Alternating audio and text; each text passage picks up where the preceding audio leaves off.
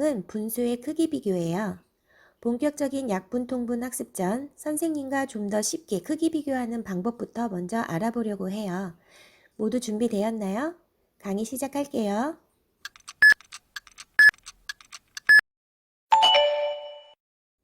5분의 4와 5분의 3을 크기 비교하려고 해요. 어떤 분수가 더 클까요? 바로 5분의 4죠?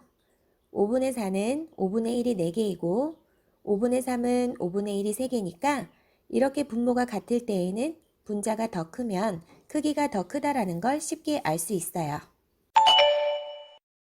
이번엔 7분의 3과 5분의 3을 비교하려고 해요. 어떤 분수가 더 큰가요? 바로 5분의 3이죠. 분자가 같을 땐 분모가 작을수록 더 크다라고 배웠어요. 왜?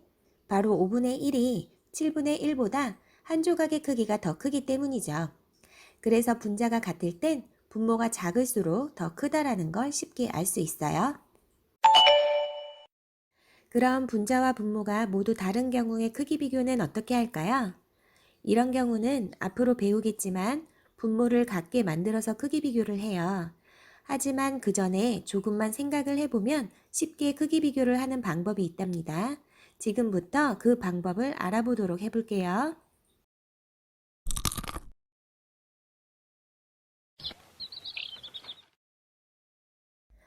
2분의 1은 반이다. 2분의 1은 전체의 반을 나타내는 걸 모형을 통해 알 수 있죠? 2분의 1과 크기가 같은 분수를 선생님이 나열해 봤는데 분자들을 보니까 분모의 절반을 나타내네요. 이렇게 분자가 분모의 반이면 2분의 1과 크기가 같구나 라는 걸 통해서 선생님이랑 반을 이용한 크기 비교를 해볼게요. 2분의 1과 5분의 3을 비교해 볼게요. 분모도 다르고 분자도 다르지만 아까 2분의 1은 반이다 라는 걸 이용하면 크기를 한눈에 쉽게 알 수 있어요. 5분의 3이 모형을 통해서 보니 반보다 조금 더 크죠? 5의 반은 2.5고 3은 2.5보다 크니까 당연히 5분의 3은 절반보다 조금 더 클 수밖에 없어요. 이렇게 반을 이용해서 크기를 생각해보면 쉽게 비교가 가능해요.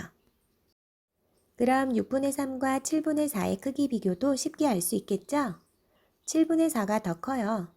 왜? 6분의 3은 3이 6의 반이니까 절반을 나타내고 7분의 4는 7의 반이 3.5인데 4가 좀 더 크죠? 따라서 7분의 4가 반보다 크니까 6분의 3보다 클 수밖에 없어요. 반을 이용해서 크기를 비교해 봤다면 이제는 분자가 1인분수를 이용해서 크기 비교를 해볼 거예요. 2분의 1, 3분의 1, 4분의 1처럼 분자가 1인분수를 단위분수라고 하는데 이렇게 단위분수는 분모가 작을수록 크죠? 바로 이걸 이용해 보는 거예요.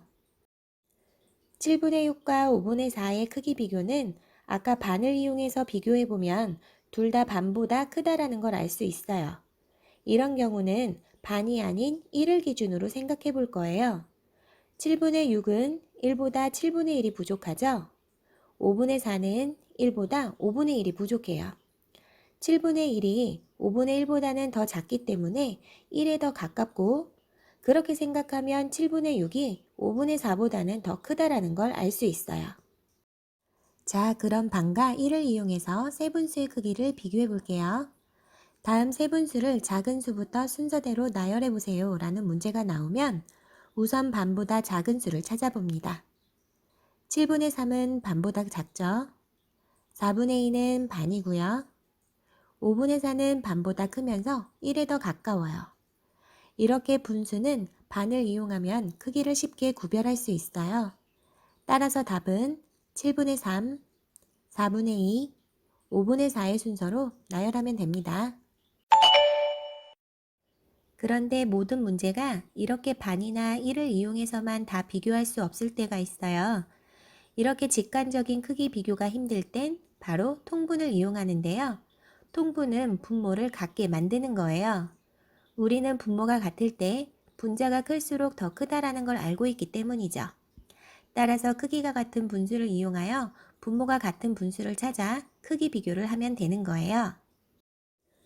8분의 5와 10분의 8을 비교해 볼게요. 8분의 5와 10분의 8의 크기가 같은 분수를 선생님이 미리 나열해 봤어요. 크기가 같은 분수 중에서 분모가 똑같이 40인 분수가 있네요.